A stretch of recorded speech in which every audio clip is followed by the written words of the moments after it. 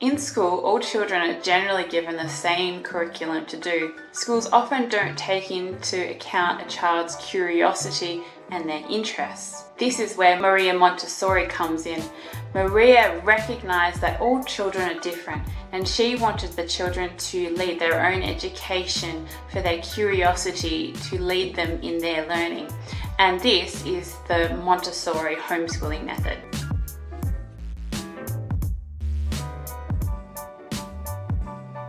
Hi everyone, my name is Rebecca Devitt, and today we're going to be talking about the Montessori method, how you can do it in your homeschool, and I'll teach you a little bit more about it. Before we get started, make sure you sign up to this channel. If you're on YouTube, make sure you click the alert button because I'm going to continue releasing more videos like this to help you not only understand homeschooling better, but also to talk you through great homeschooling methods and curricula. The Montessori method is a child-centered approach where children are encouraged to be curious, and this leads them to seek out knowledge and to be curious lifelong learners. Montessori wanted to encourage her classroom to be self-regulatory. So what that means is that the children were able to control themselves and to pick out things and be responsible. So after they finished an activity that they were doing, they would clean it up, put it away, and then go out and get the next thing that they were interested in and play with that. And so in that way, she's encouraging them to be responsible, and that's in preparation for life. Another interesting thing about a Montessori classroom is that they have mixed ages. So generally children who are within 3 or 4 years of age will play together, and so the older can teach the younger.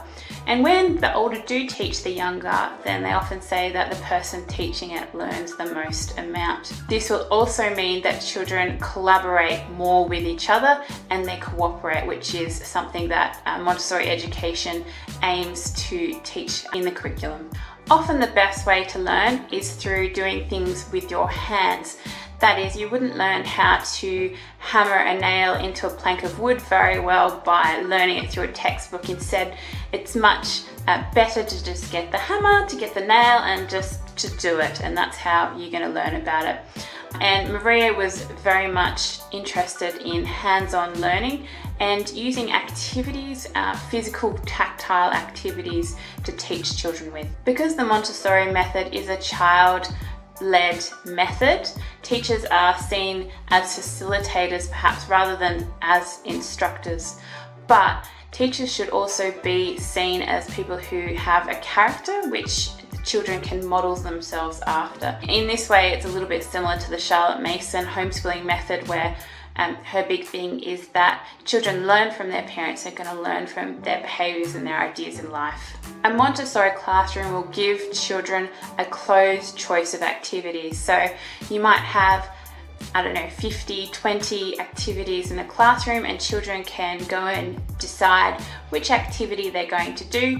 They would put their mat down on the floor, put the activity out, do the activity. They might share that with other people, and then after they're finished, they're encouraged to clean up their mess and put the activity back for the next child to use. And so in this way, they're looking after one another as well. Although the Montessori method was made for classrooms, it's also been adopted in a lot of homeschools.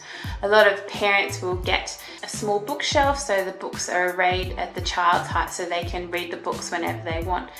They might get a small little kitchenette, and children can go and pick out, be responsible for getting their morning tea every day and packing up and cleaning the surfaces on their own mini table. They would sit and eat it themselves. They would clean up after themselves using a little washcloth. Maria also said that you can sort of miniaturize a lot of things, so children are seeing artwork on their level and doing things on their level, and in that way they're learning a lot more instead of having things that are all adult height. I haven't yet found a specific Montessori homeschooling program, and this is because Montessori is more of a philosophy than it is a curriculum as a traditional education curriculum like BJU or a classical curriculum like Memoria Press might produce. And what this means is that you can incorporate a bit of Montessori into any of the homeschooling methods you choose. So that's it. If you have any questions, please let me know in the comment section below and tell me if you're considering a Montessori homeschooling education and what that might look like in your homeschool.